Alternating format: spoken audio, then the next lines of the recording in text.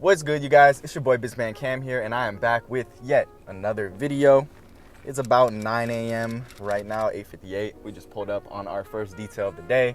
We're about to go hit a full detail on a 𝗤𝘂cie𝗁𝗤𝗜. Basically, the premise of this video, I just kind of want to talk about the struggles that I've kind of endured the first couple weeks of me restarting my business, or kind of kickstarting it back up, as far as how I'm getting customers right now. The customers that I've lost because I've had to raise my prices. There's prices that I had before COVID, and I basically still had those same prices.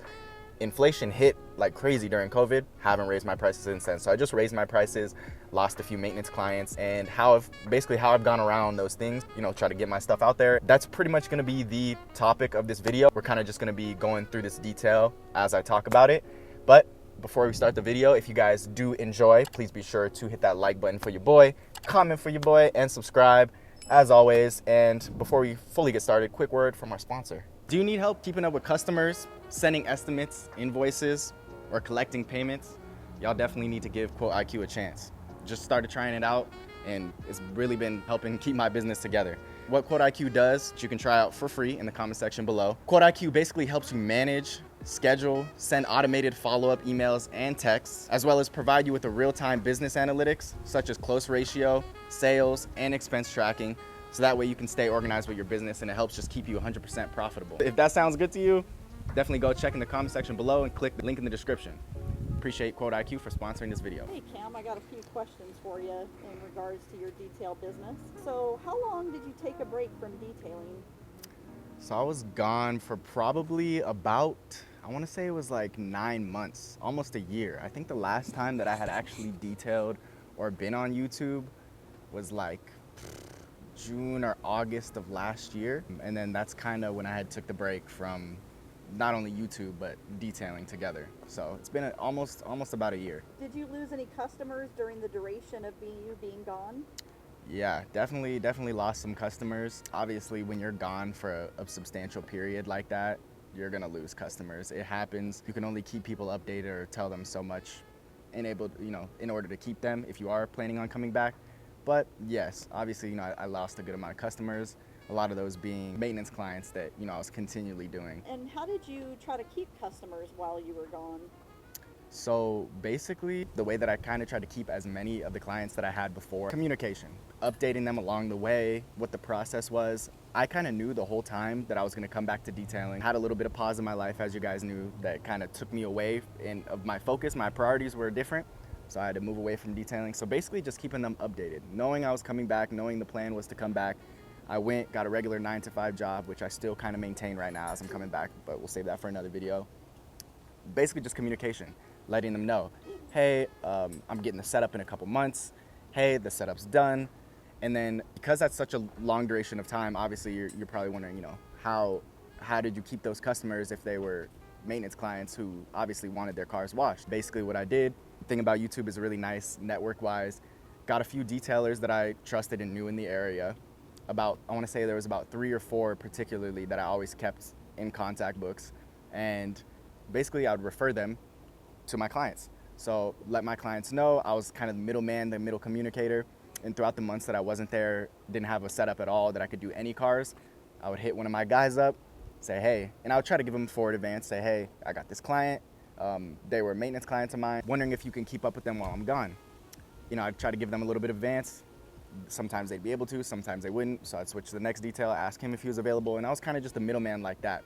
I'd communicate that to my customers, say, hey, there's a guy that I really trust and that I've had do details on other clients before.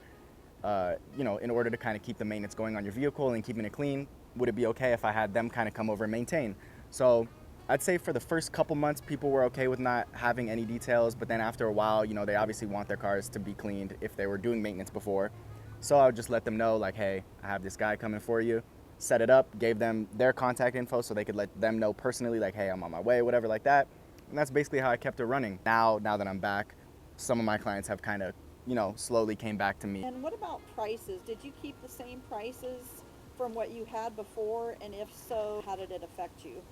Yeah, so the prices that I had before I kind of took my little hiatus, those were prices that I had made before COVID had even started. So this was back in 2020, the beginning of 2020. Now, if you guys know, during those 2 years of 2020, inflation hit like crazy.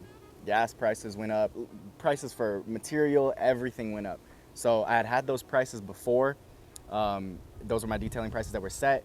And so when I had just come back, I realized like, hey, this is not a livable wage. I can't even make any money keeping those same prices that I had before, especially when I now have an F-150 V8 gas guzzler.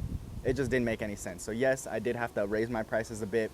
And yes, that did affect some of the business that I had had previous. What are some of the behind the scene factors that determine how you made your new prices? So a lot of people don't really think about this, which is why I had to raise my prices. And most people that I had client-wise understood. They just naturally understood business is business. Inflation happens and people have to raise their prices. Some didn't understand. There's a lot of things that are in the back end that people don't think about. Obviously, I have a V8, we're mobile. Being a mobile service is a luxury in itself. You have to think about the gas. You have to think about, you could wash your stuff at home, but there's all chemicals and stuff, so I never want to mix my stuff, so I go to a laundromat. The laundromat is about $6 to $8 per load, and I have 4 to 5 loads that I do. So I'm spending anywhere from 30 to 50 bucks every other day to go do laundry. That's another thing. I have to pay my employee. I have a helper that helps me most days that I'm detailing.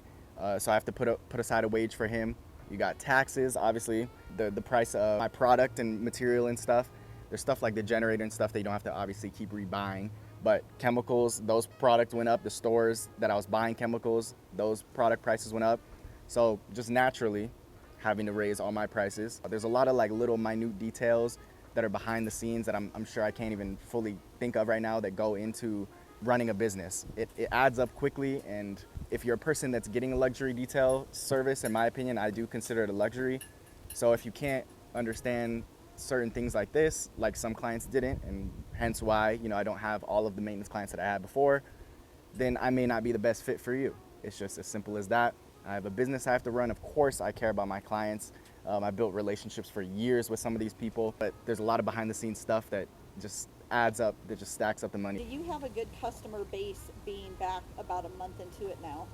So my customer base right now is, okay, this is a rough estimate, out of maybe 20 maintenance clients that I had before, I regained, I guess, about 6 or 7 of them previous. And then starting out, which is why I did a slow delve back into it, keeping my 9 to 5. We're doing okay. I'm not gonna say and lie here and say, oh yeah, I'm getting contacted every day. It's just not the case. I'm running all the stuff that I'm running, trying to get my name out there again, let people know that I'm back. But we are doing decent. I'm still able to do multiple cars a week. It's not like I'm getting no texts, no calls, but it's definitely not where I was before, but that just takes time. So of course that is gonna be affected just a little bit. And my last question for you, how are you getting customers right now?